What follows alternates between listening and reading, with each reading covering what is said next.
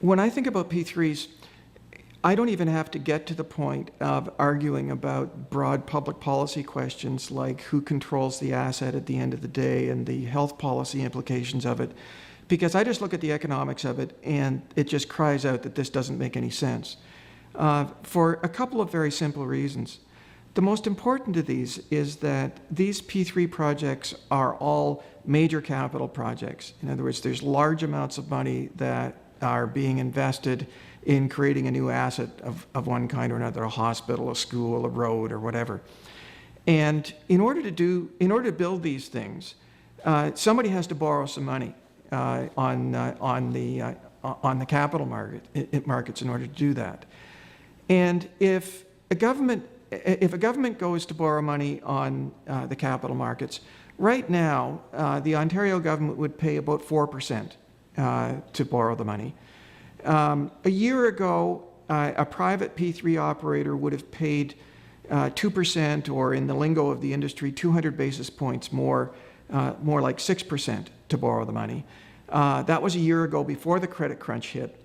Now with the credit crunch dominating capital markets, those, what they call interest rate spreads, are actually quite a bit north of 2 percentage points. They might be as high as 3 or 4 percentage points. And while that doesn't seem like very much, most people, when you think of 2% or 1%, it doesn't seem like a whole lot of money, except that because of the way that compound math works, a relatively small sounding difference in financing costs can actually make a huge difference in the ultimate cost of the project.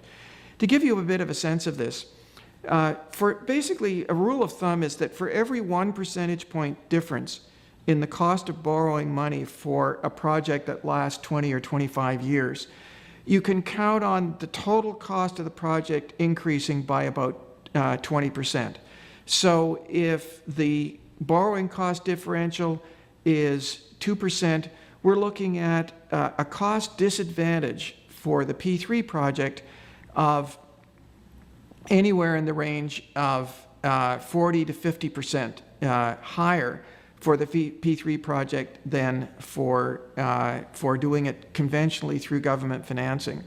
And that differential is what you get if you only look at the cost of borrowing the money on capital markets. But of course, these P3 projects aren't created so that somebody can go out and borrow money on capital markets for nothing.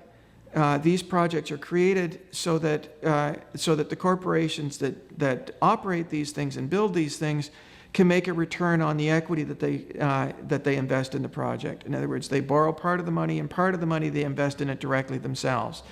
And the target rates of return, the rates of return that these companies seek to achieve for the equity portion of their investments ranges anywhere from 10 to 12 to, in some cases, 15 to 17%. So when you blend these two things together, what you find is that in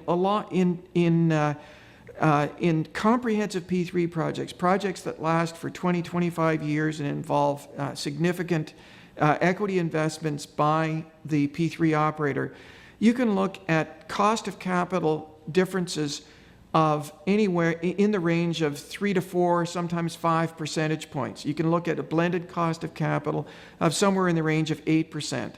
And using the 20% rule of thumb, that translates to almost double the cost of the capital cost for the project, doing it through a P3 than doing it directly.